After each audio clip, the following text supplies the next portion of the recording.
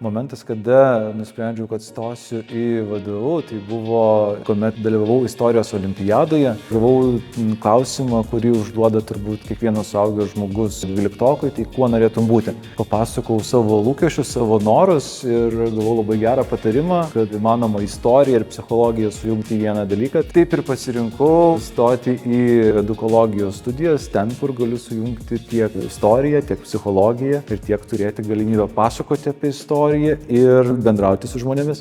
Įstojęs į Vytauto Didžiojo universitetą, galvojau, kad įgysiu istorijos mokytojo diplomą ir istoriko diplomą.